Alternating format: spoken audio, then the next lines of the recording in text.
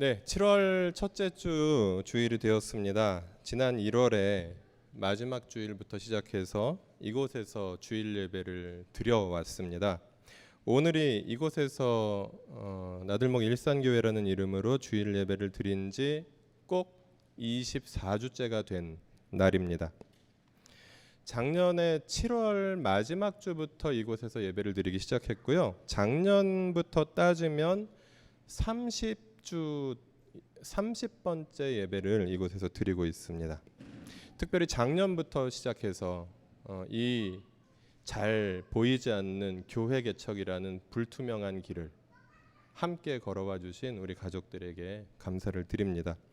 그리고 이런 공동체에 뭐가 또 있다고 조그맣고 또 평범한 공동체에 또 많이 동참해 주셨습니다. 또 올해 함께 해주신 분들께도 감사를 드립니다. 지금도 예배를 함께 드리고 있는 모든 소중한 분들께 감사드립니다. 말씀드렸다시피 1년이 지나고 이제 하반기가 시작됐습니다.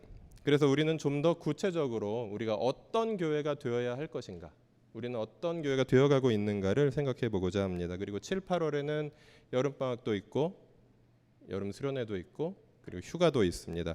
그래서 이 2달간 좀 더 차분하게 성경에 대해서 좀 같이 연구해 보는 그런 시간을 좀 가지고자 합니다.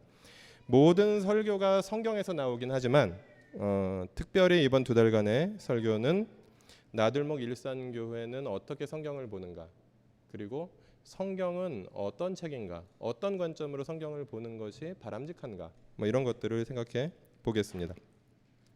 먼저 이런 질문을 우리가 던져보았으면 좋겠습니다. 당신의 교회는 무엇을 따르는가? 많은 교회들이 있는데 교리를 따르는 교회가 가장 먼저 생각이 납니다. 교단에 속해 있으면서 자기 교단의 신학에 충실한 교회들이 있습니다. 그리고 이런 교회들은 건강한 교회일 가능성이 많이 있습니다. 그러나 잘못해서 성경보다 교리가 더 우위에 있을 가능성도 또한 존재합니다. 그래서 예수보다 교황이 높거나 예수보다 칼빈이 높거나 하는 그런 오류에 빠질 수 있는 가능성이 또한 존재합니다. 그리고 다음으로 우리가 분류해 볼 수 있는 교회들이 따르고 있는 것들 중에는 욕망을 따르는 교회가 있을 것 같다라는 생각이 듭니다. 한국 교회의 전형적인 성장 패턴 여러분 잘 아시죠? 열심히 사람들을 모으고 그 사람들에게서 현금을 또 열심히 모으고 그래서 건물을 짓고 그 건물에 사람이 모여서 가득 차면 다시 헌금을 모아서 더 큰 건물을 짓고, 그러면서 조금 여유가 생기면 교육관을 짓고 그리고 수양관을 짓고, 그러다 보면 또 공간이 좁아져서 또 더 큰 건물을 얻기 위해서 이제는 그 자리에서는 더 이상 큰 건물을 지을 수 없어서 그 교회당을 팔고 조금 더 교회에 한적한 곳에 더 넓은 땅을 얻어서 또 더 큰 교회를 짓고, 이런 과정이 한국 교회의 전형적인 지난 한 70년대, 80년대, 90년대까지 실제로 이루어졌고 또 실제로 먹혀왔던 그런 성장 방법론이었습니다. 그런데 이 일을 하는 모든 과정 속에서 헌금만 가지고는 할 수가 없으니까 교회 건물 담보대출이라든가 아니면 교인들의 연대보증 이런 것들을 동원해서 은행에서 돈을 빌려서 이제 건물을 짓는, 그래서 교회업과 금융업과 건설업이 서로 긴밀하게 협력하는 이제 그런 과정이 소위 한국 교회의 성장 패턴이었습니다. 이것은 대부분의 교회들이 이 방법을 따르지 않았나 생각합니다. 적어도 지금 양적으로 성장해서 중형교회 이상의 교회가 된 교회들은 대부분 이런 패턴을 따라왔습니다. 근데 이 과정에서 사람들을 더 잘 모으기 위해서 무슨 전도법, 개 이름도 나오고 무슨 전도법, 과일 이름도 나오고 있죠.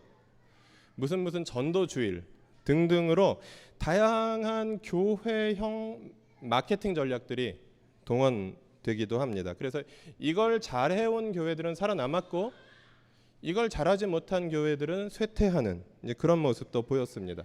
이걸 세련되게 잘하는 교회들은 목사님이 스타가 되었고 이걸 투박하거나 이걸 조금 너무 강압적으로 하는 교회는 욕을 먹고, 이제 그런 과정이 오늘날 지금까지 한국 교회의 성장 패턴이 보여주고 있는 그런 부정적인 측면이었습니다.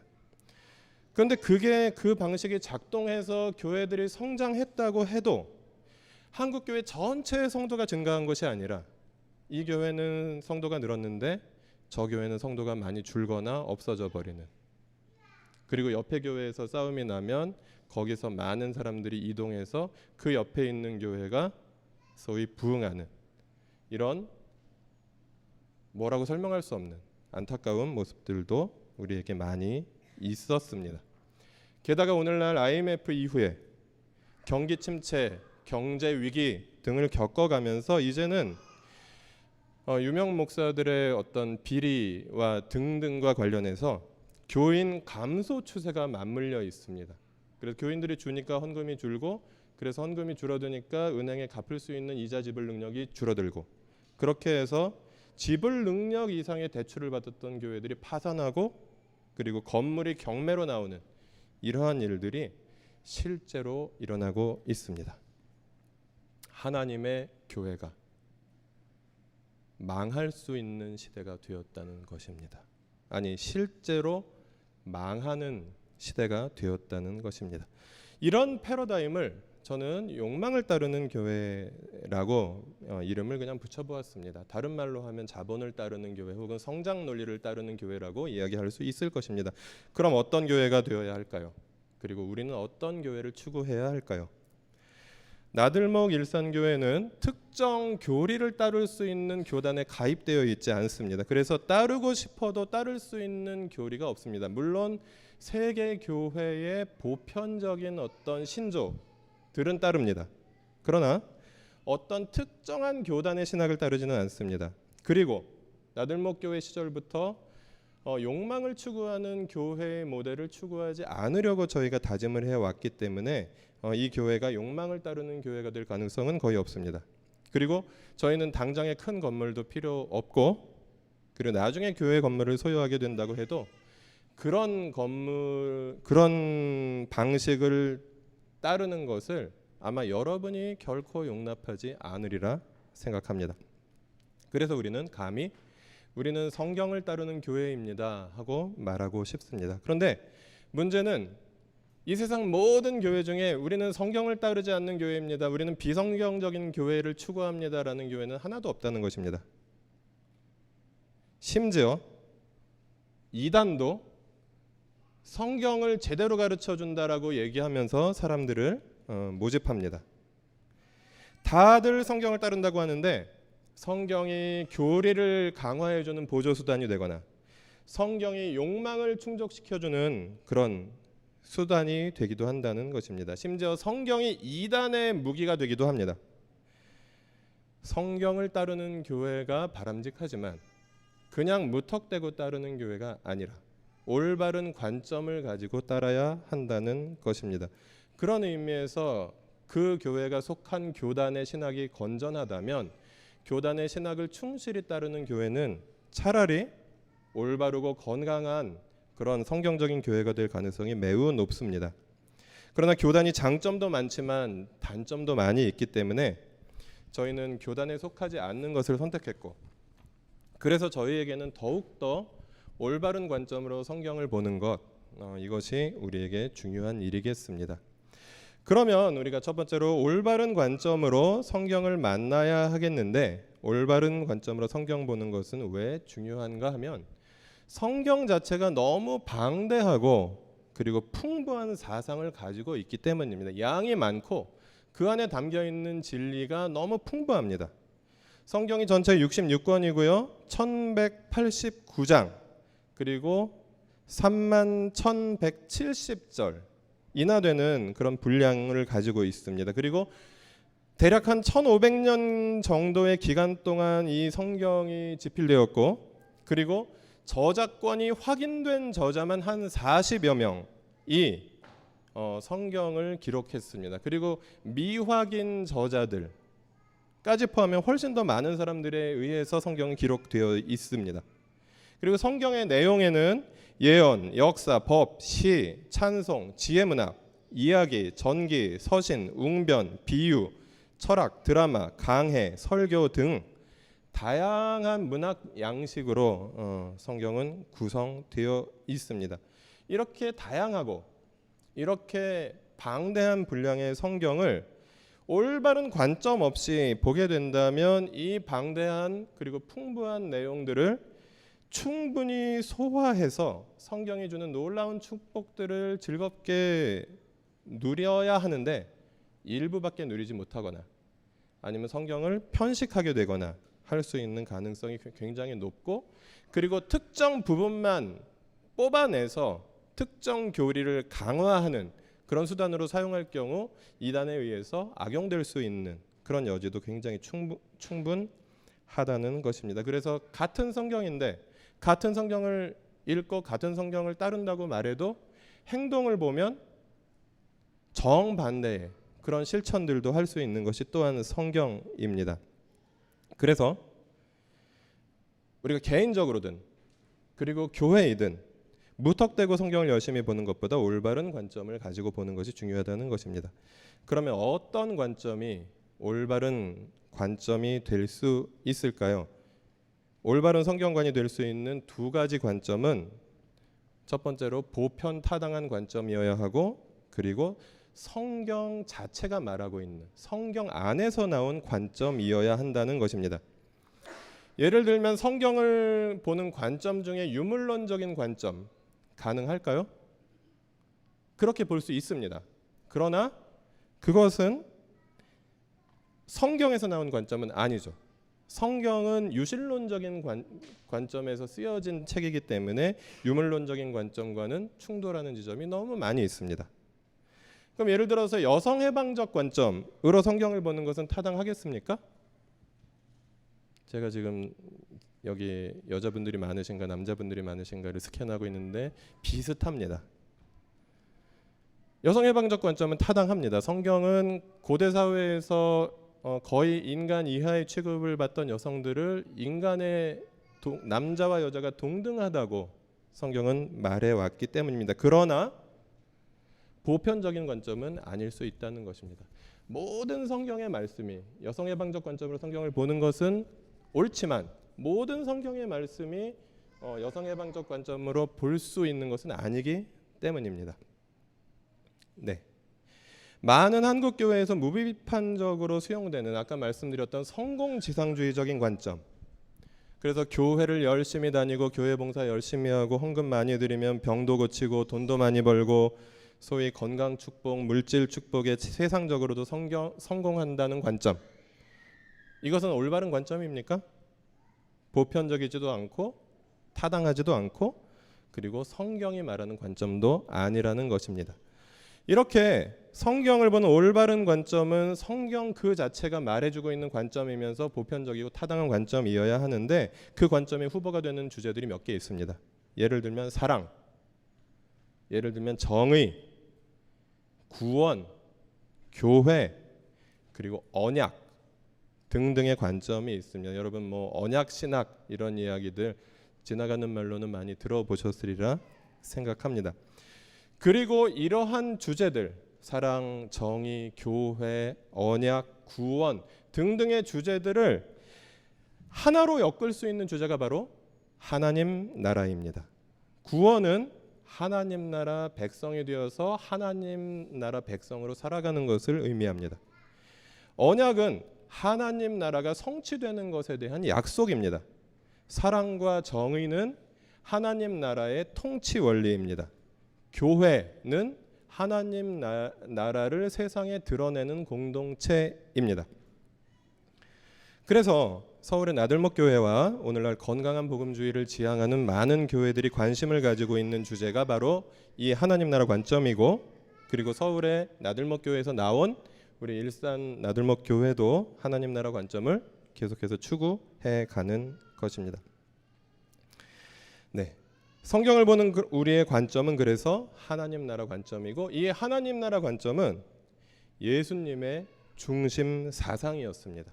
그래서 성경이 말하는 관점이고, 그리고 성경 자체에서 나오는 관점이고, 그리고 성경의 주인공이라고 할 수 있는 예수 그리스도께서 선포하신 그런 말씀입니다. 마가복음 1장 15절에서 예수님께서 이렇게 말씀하시죠. 때가 찼다. 하나님의 나라가 가까이 왔다. 회개하고 복음을 믿어라. 기독교 사상 전체에서 가장 중심이 되는 사상은 이렇게 예수님의 사상이어야 한다는 것입니다. 너무 당연한 말입니다. 그리고 하나님 나라는 성경 전체를 관통하는 주제입니다. 하나님 나라 사상은 신약 성경에서 예수님이 갑자기 튀어나오셔서 말씀하신 주제가 아니라 구약 성경 전체가 말하고 있는 것이며 신구약 성경 전체가 포괄하고 있는 성경의 가장 핵심적인 주제라는 것입니다. 그래서 우리 나들목 교회에 신학이 있다면 하나님 나라 신학이고, 이 하나님 나라야말로 나들목 일산교회가 성경을 보는 방법이며 가장 건강하고 포괄적이면서도 올바른 관점이라고 여러분 이해하시면 되겠습니다. 그래서 7, 8월 2달간 하나님 나라 관점으로 성경 보는 법을 우리가 배울 텐데요. 그러면 하나님 나라가 뭡니까? 오늘 아까 어린이 예배 시간에 어린이 설교자께서 말씀하셨죠. 뭐라고 말씀하셨죠? 우리 안에 예수님이 계시고 예수님이 왕이 되시는 것이라고 어린이들이 알기 쉽게 말씀을 해주셨습니다. 기독교 서점에 가서 하나님 나라라고 검색대에서 검색을 해보시면 엄청나게 두꺼운 책들이 많이 발견되실 것입니다. 하나님의 나라는 어려운 주제가 아닙니다.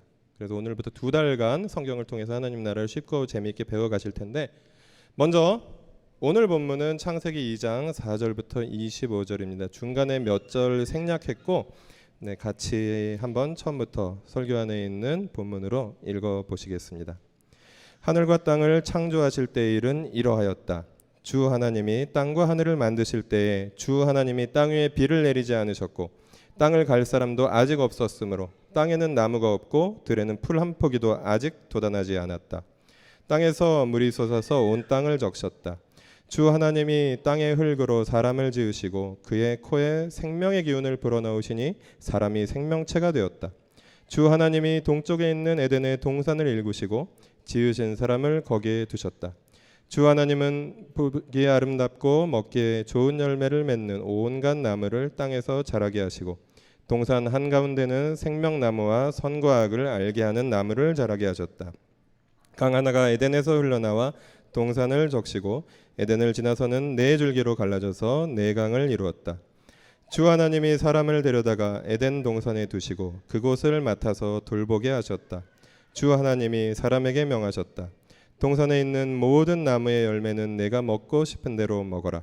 그러나 선과 악을 알게 하는 나무의 열매만은 먹어서는 안 된다. 그것을 먹는 날에는 너는 반드시 죽는다. 주 하나님이 말씀하셨다. 남자가 혼자 있는 것이 좋지 않으니 그를 돕는 사람 곧 그에게 알맞은 짝을 만들어 주겠다. 주 하나님이 들의 모든 짐승과 공중의 모든 새를 흙으로 빚어서 만드시고 그 사람에게로 이끌고 오셔서 그 사람이 그것들을 무엇이라고 하는지를 보셨다. 그 사람이 살아있는 동물 하나하나를 이루는 것이 그대로 동물들의 이름이 되었다. 그 사람이 모든 집 짐승과 공중의 새와 들의 모든 짐승에게 이름을 붙여주었다. 그러나 그 남자를 돕는 사람 곧 그의 짝이 없었다. 그래서 주 하나님이 그 남자를 깊이 잠들게 하셨다. 그가 잠든 사이에 주 하나님이 그 남자의 갈빗대 하나를 뽑고 그 자리는 살로 메우셨다. 주 하나님이 남자에게서 뽑아낸 갈빗대로 여자를 만드시고 여자를 남자에게로 데리고 오셨다. 그때 그 남자가 말하였다. 이제야 나타났구나. 이 사람 뼈도 나의 뼈 살도 나의 살 남자에게서 나왔으니 여자라고 부를 것이다. 그러므로 남자는 아버지와 어머니를 떠나 아내와 결합하여 한 몸을 이루는 것이다.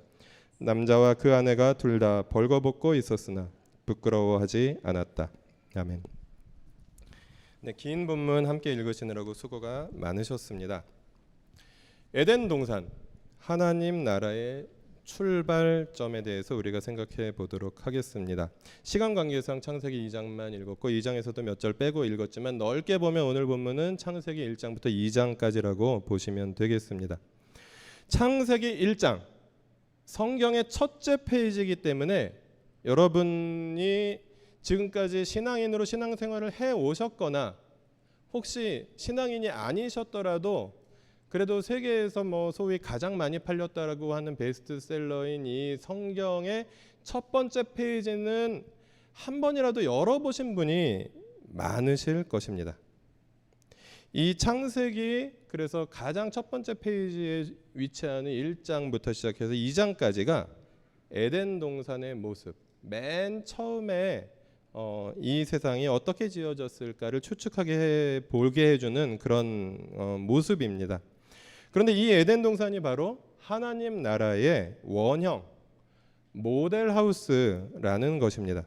성경은 이렇게 첫 시작부터, 첫 페이지부터 하나님의 나라에 대해서 보여준다는 말씀입니다. 과거에 초, 중, 고등학교 사회 시간에 여러분 국가의 3요소라고 배우신 적 있으시죠? 국가의 3요소 기억나십니까? 영토, 국민, 주권. 네, 여러분 훌륭하십니다. 대부분 좋은 초등학교, 중학교, 고등학교를 나오신 것 같습니다. 네. 그래서 그레엄 골즈워디라는 호주의 교수님이 하나님 나라를 이 국가의 3요소를 가지고 설명을 했습니다. 하나님의 백성이 하나님의 장소에서 하나님의 다스림을 받는 것이 하나님의 나라다라고 이렇게 정의를 해 주었습니다. 따라해 보실까요? 하나님의 나라는 하나님의 백성이 하나님의 장소에서 하나님의 다스림을 받는 것이다. 네, 감사합니다. 이제 여러분은 하나님의 나라에 대해서 다 배우셨습니다. 그런데 우리가 본문에서 만나는 에덴 동산이야말로 이 하나님 나라의 세 가지 특성이 아주 잘 나타나는 하나님 나라의 원형이라는 것입니다. 하나님의 백성, 창세기 2장에 누가 있죠?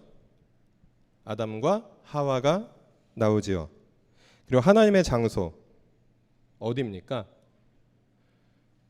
하나님이 창조하신 모든 것이 하나님의 장소고 그 하나님이 창조하신 모든 세상 가운데서도 특별히 에덴 동산이라는 곳을 또 선택하셔서 사람들을 거기에 두고 이제 사명을 주고 살게 하셨습니다.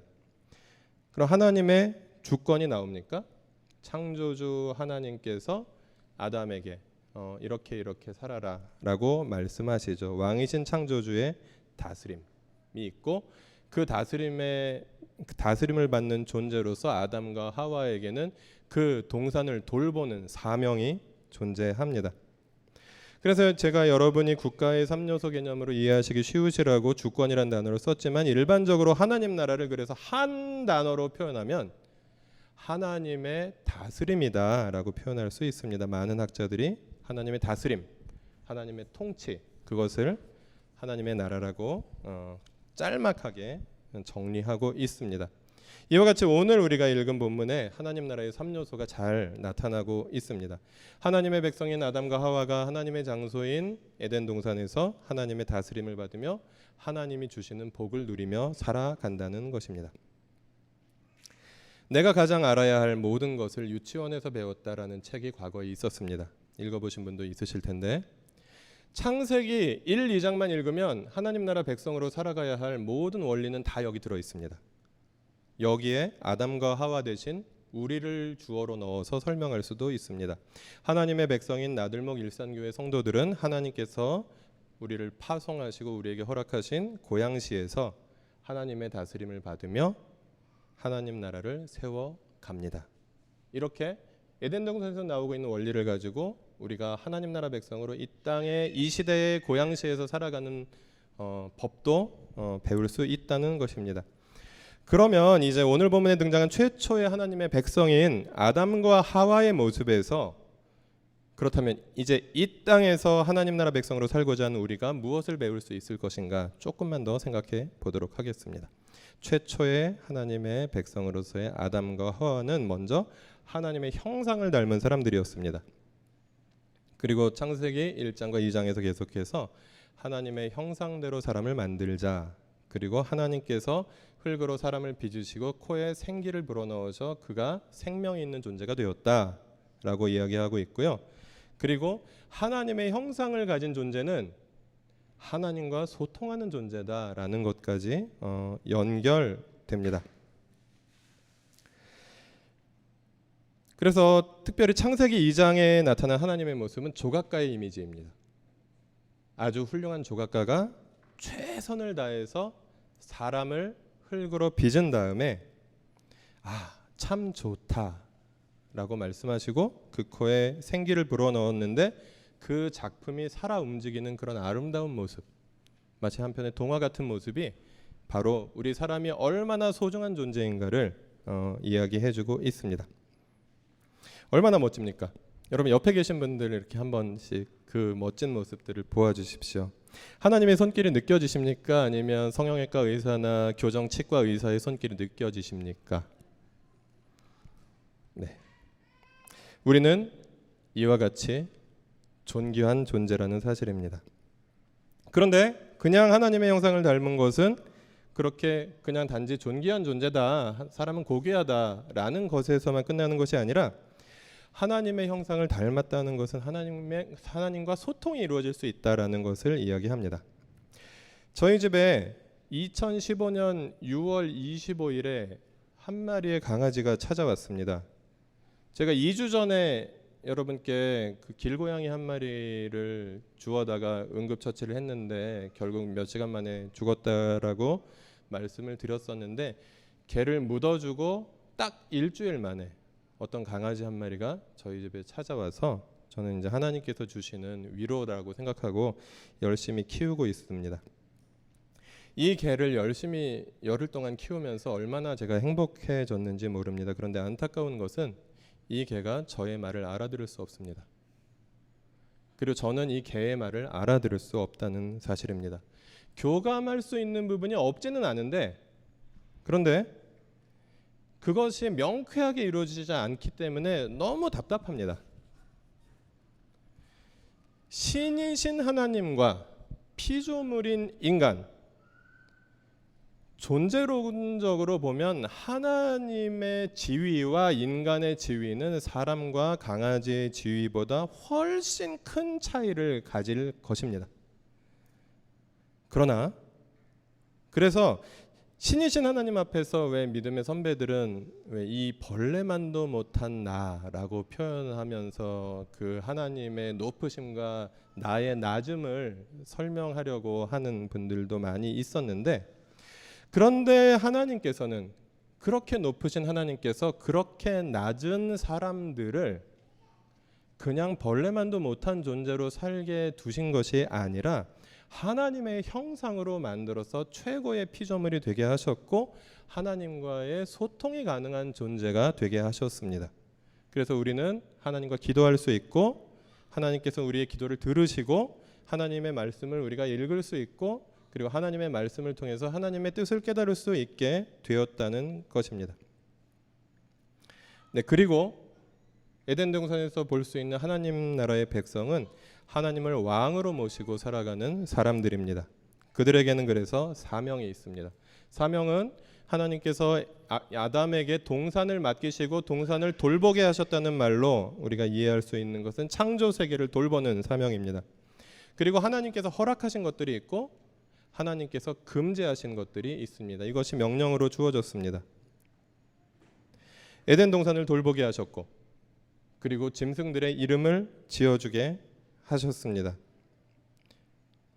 이것이 바로 노동이 가지고 있는 아름다운 모습이었습니다. 어떤 분들은 아담과 하와가 범죄해서 우리가 이렇게 열심히 노동해야 되고 회사를 다녀야 된다라고 생각하시는 분들도 있었는데요.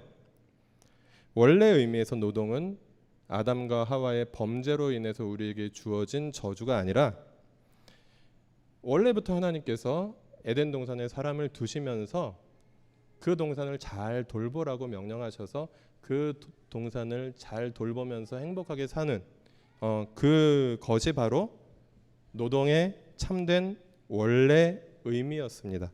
그런데 인간이 타락하면서 그 노동이 고통을 수반하는 노동이 되어버린 것이죠. 그리고 왕이신 하나님께서 에덴 동산에 한 개의 법을 제공하셨습니다. 그 법을 요약하면 이것입니다. 너희는 내가 허락한 것을 모두 다 누려라. 그리고 내가 허락하지 않은 단 한 가지만 하지 말아라. 이 땅의 주인은 너희들이라고 생각해도 과언이 아닐 정도로 모든 것을 다 누려라. 그러나 너희의 주인이 나라는 사실 하나만 기억해라 라고 하나님께서는 명령하셨습니다. 만약에 아담과 하와가 하나님이 나의 왕이십니다라는 것만을 계속해서 인정했다면 그들은 아마 하나님을 왕으로 모시고 늘 고통도 없이 행복한 삶을 살아갈 수 있었지 않았을까 생각합니다. 그렇게 아담과 하와는 하나님을 왕으로 모시고 하나님의 허락과 금지 명령을 지키면서 하나님이 주신 사명을 따라 행복하게 노동하는 존재였습니다. 그리고 세 번째로 하나님의 백성으로서 에덴 동산에 살고 있었던 아담과 하와는 서로 사랑하는 사람들이었던 것을 우리는 발견합니다. 아담과 하와는 부부였습니다. 요즘 미국으로부터 시작된 동성 결혼 이슈가 좀 많이 이슈가 되어서 온라인상에서 치열한 논쟁이 벌어지고 있는데, 성경이 말하고 있는 부부, 이것은 성경이 말하고 있는 가정, 성경이 말하는 결혼은 남자와 여자의 결합입니다. 이것은 변할 수 없는 사실입니다. 단지 미국이라는 나라에서 동성 커플들의 법적 지위가 합법적으로 인정된 것이지, 그렇다고 해서 성경이 말하는 결혼의 정의가 바뀔 수는 없다는 것입니다. 성경이 말하는 결혼은 하나님의 다스림 속에서 한 남자와 한 여자가 서로 사랑하면서 가정을 이루며 살아가는 것입니다. 그런데 저는 오늘 본문에서 아담과 하와의 이 결혼 장면에서 물론 기본적으로 가정에 대해서 이야기하는 주제이기는 하지만 가정을 포함해서 이것이 최초의 공동체였다는 성격도 가지고 있다. 그래서 사람과 사람의 관계, 공동체와 사회에 적용할 수 있는 점이 있다라는 그런 생각이 들었습니다. 가정이 최초의 공동체였고 가장 작은 사회 집단이기도 하기 때문입니다. 그런 의미에서 최초의 하나님 나라 백성들인 아담과 하와는 공동체를 이루며 공동체 안에서 서로 사랑하는 사람들이었습니다. 그러면 우리는 마지막으로 우리가 어떻게 이 땅에서 하나님의 백성으로 살아갈 수 있을 것인가를 조금만 더 생각해 보겠습니다. 우리는 하나님을 닮아가는 사람들로서 하나님과 소통하며 하나님 형상을 회복하는 사람들로 살아가야 합니다. 우리는 계속해서 하나님을 닮아가는 사람들로 성장해 가야 하고, 지금도 여러분 하나님과 나름대로 소통하고 계시겠지만 그 소통이 더욱 원활해져 가며 더욱더 깊은 소통이 이루어져 가야 합니다. 하나님과 소통하지 않는 사람에게서 하나님의 형상은 드러나기 어렵습니다. 하나님의 다스림은 드러나기 어렵다는 것입니다. 우리 안에는 그래서 우리에게 하나님의 영광스러운 형상을, 하나님과의 소통을 통해서 계속해서 드러나야 하는 사명이 있습니다. 그리고 하나님의 형상이 파괴되어가는 인간성 말살의 현장들에서 하나님의 정의와 하나님의 평화를 실현하면서 하나님의 형상으로 지음받은 인간의 존엄성을 지키는 일에 우리가 외면하지 말고 인색한 마음을 품지 아니하고 찾아가서 참여하고 연대하는 일이 우리에게 있어야 한다는 것입니다. 우리에게 하나님의 형상이 없다면 우리는 털 없는 원숭이에 지나지 않을 것입니다. 그리고 우리는 사명에 충실하는 사람들로서 우리의 삶으로 예배를 드리는 사람입니다. 그래서 노동의 예배와 안식의 예배를 우리는 드릴 수 있습니다. 하나님께서는 하나님의 백성들이 교회 안에서만 열심히 봉사하고 교회 일에만 충성하는 것을 하나님께서 원하지 않으셨습니다. 우리의 노동 현장, 삶의 현장이 비록 깨어져 있어서 고통을 수반하기는 하지만 이곳에서 우리는 하나님 나라를 드러내야 한다고 하나님께서는 우리에게 너의 삶의 현장에서 그 삶을 통해서 나에게 예배를 드려라 라고 말씀하십니다. 그래서 우리의 노동은 예배입니다. 우리의 삶의 현장에서 하나님을 의식하고 우리의 삶의 현장인 직장과 가정에서 노동하고 하나님을 의식하면서 돈 벌고 그 돈으로 가족들을 먹여 살리고 사랑하며 살아가는 일, 아이들을 키우는 일, 거룩한 예배라는 것입니다. 이 노동을 통해서 꼭 돈이 생겨야 노동이 아니고 우리가 하나님을 의식하면서 하나님께서 맡겨주신 대로 하나님의 백성으로서 우리가 이 세상에서 활동하는 모든 활동들, 그것이 바로 예배라는 것입니다. 그리고 또 하나 우리가 드려야 할 예배는 안식의 예배입니다. 노동을 잠시 멈추고 하나님께서 창세기 1장에서 6일 동안 세상을 만드시고 일곱째 날에 쉬셨던 것처럼 우리가 노동을 잠시 멈추고 하나님을 기억하는 일이 바로 창세기 1, 2장의 중심 주제 중에 하나입니다. 하루의 정해진 시간에 멈추어서 함께 하나님을 각자가 바라보는 일, 우리에게 필요한 일상의 안식의 예배입니다. 그리고 이렇게 주일이나 아니면 주말 저녁에 가정교회나 전체 교회의 예배로 모여서 공동체로서 함께 하나님을 모여서 바라보는 일, 또 이 역시 하나님께서 나의 왕이시며 하나님께서 우리 모두의 왕이십니다라고 고백하는 또 하나의 예배로서 안식의 예배가 우리에게 있어야 한다고 성경은 말합니다. 그래서 노동의 예배와 안식의 예배는 둘 다 중요합니다. 둘 중에 하나가 빠진다면 그것은 건강한 신앙이 아니라는 것입니다. 그리고 마지막으로 이 땅에서 하나님 나라 백성된 우리는 서로 사랑하는 사람들입니다. 그래서 서로 사랑하는 사람들인 우리는 가정과 공동체 그리고 주변에 찾는 이와 그리고 이웃들과 함께 협력하고 연대해야 하는 책임이 우리에게는 따릅니다. 가장 작은 공동체인 가정으로부터 시작해서 가정교회, 교회 등 하나님 나라 백성의 공동체를 함께 세워가는 일이 그렇고 또 주변에 찾는 이들과 사랑의 관계를 맺으며 복음을 나누는 일이 그렇습니다. 그리고 고향 파주 지역에서 모든 사람들과 좋은 이웃과 좋은 친구가 되어가는 일, 이것은 에덴에서 아담과 하와가 혼자 독처하는 것이 하나님 보시기에 좋지 못하여 동반자를 만들어주신 그런 하나님의 뜻을 따르는 하나님 나라 백성의 중요한 삶의 원리라는 것입니다. 그래서 하나님 나라 백성들은 누군가와 협력하고 연대해서 함께 공동체를 이루면서 함께 하나님 나라를 드러내는 삶을 살아갑니다. 결혼하신 분들은 여기도 몇몇 분이 계신데요. 부부가 하나님 나라를 위해서 협력하는 그리고 연대하는 동지적인 삶을 살아가시기 바랍니다. 그리고 결혼을 하셨든 안 하셨든 하나님 나라 공동체를 자기 주변에 있는 사람들과 함께 동지가 되어서 세워가시기 바랍니다. 찾는 일을 섬기시고 그리고 신앙적으로든 경제적으로든 사회 정치적으로든 죽어가는 사람들에게 손 내밀어주고 연대하는 일, 그들을 지켜주는 일, 슬퍼하는 자들을 위로하는 일, 이것이 서로 사랑하는 하나님 나라 백성으로 살아가는 우리의 사명인 것입니다. 말씀을 맺겠습니다. 요즘 우리가 묵상하기 시작한 에스겔서는 하나님께서 에스겔에게 사명을 주시면서 이렇게 말씀하십니다. 이 두루마리를 먹어라. 근데 에스겔은 이 두루마리를 먹었습니다. 이 두루마리를 먹었더니 꿀처럼 달더라라고 고백합니다.